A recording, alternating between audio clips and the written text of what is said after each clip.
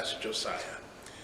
Here at Witherspoon Presbyterian Church, we hold the wonderful Rufus and Susie Myers books collection, where our young black readers can read stories from African American and black authors with worlds that can hold them and shape their imagination for the future. This week, I have a very interesting question. Have you ever been told that you're too much or not enough?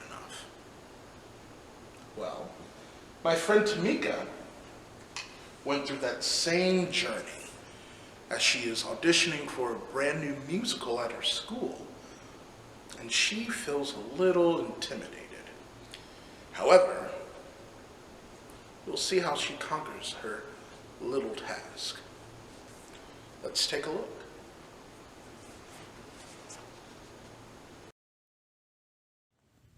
Not Quite Snow White. Written by Ashley Franklin, illustrated by Ebony Glenn. For Tamika, it was always the right time and place to dance and sing. Tamika had a hip-rolling happy dance,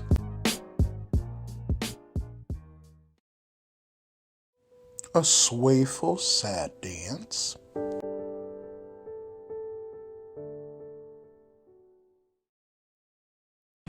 a stomping mad dance,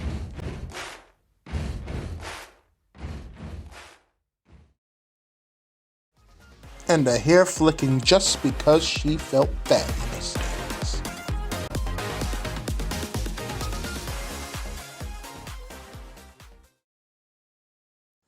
She sang high with the tweeting birds and low with the croaking frogs. She always shared her love for music and movement with an audience, stuffed and unstuffed. Tamika loved the stage. It was her perfect place. She was the star of every show, and she loved every show she starred in. She had been a cucumber, a space cowgirl, a dinosaur, and her favorite part, a singing mermaid. On stage, Tamika felt she could be anything or anyone she wanted to be. But she had never been a princess. Now, she would finally have her chance. Tamika was so excited that she went to both days of auditions for the Snow White musical. On the first day, she arrived super early.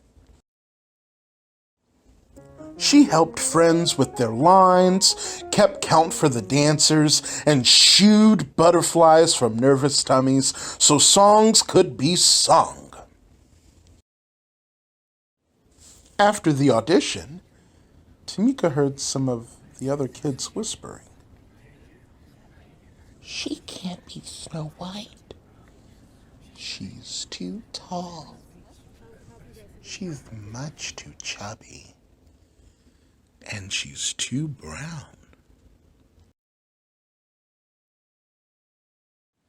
Tamika looked at her legs. They were long. Maybe the kids were right.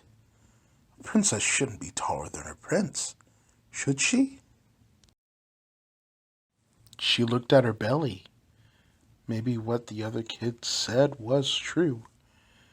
She could not remember any chubby princesses. Tamika looked at her skin. She was brown. How could a girl with brown skin play a princess like Snow White? Could those kids be wrong? Maybe she was wrong for wanting to be this princess. Tamika slouched and sucked in her belly. She tried pulling down her sleeves, but there's no getting around being brown. For the first time, she didn't feel like dancing or singing. At dinner, Tamika didn't tap her feet or clang rhythms with her spoon. "Is something wrong?" asked her mother. "The other kids said I'm too tall, too chubby, and too brown. I'm not right for Snow White," said Tamika. "You've got it all wrong," said Mom. "You are tall enough, chubby enough, and brown enough to be a perfect princess." "Besides," said her dad, "Snow White is just pretend. You've always been my real princess. You are just enough of all the right stuff." He kissed her forehead. Tamika smiled. Maybe your parents were onto something. At the audition the next day, Tamika watched all the other kids get on stage and do their best.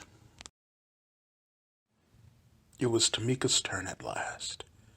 She remembered what her parents had said, but her long legs were still a little jittery. She closed her eyes and imagined she was singing and dancing for her favorite audience of friends, stuffed and unstuffed. Then she remembered the joy she felt when performing. Tamika knew she could do it. And she did. She shone like the star she was. She could act. She could dance. She could sing. She loved herself as much as she loved music and movement. Tamika was a perfectly poised princess. When her audition was over, Tamika looked out to the smiling faces. Tamika wasn't too much of anything. Maybe she was just enough of the right stuff.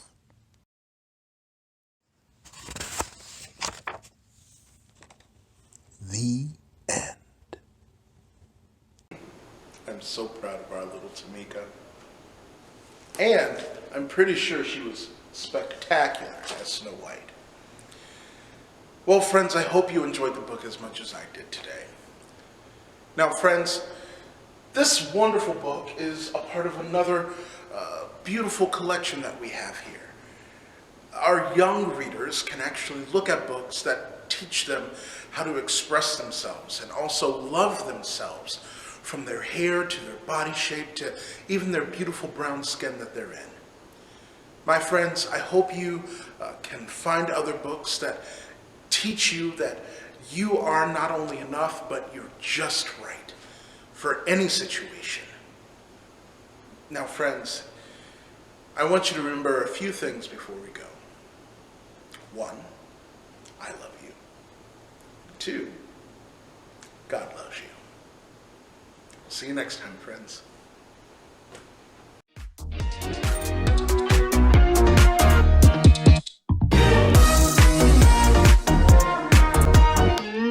This video brought to you by the Rufus and Susie Myers Children's Library, located at 5136 North Michigan Road at Witherspoon Presbyterian Church, your home for hope and restoration. Please be sure to click the like button and also hit the subscribe button for more weekly content. Be blessed.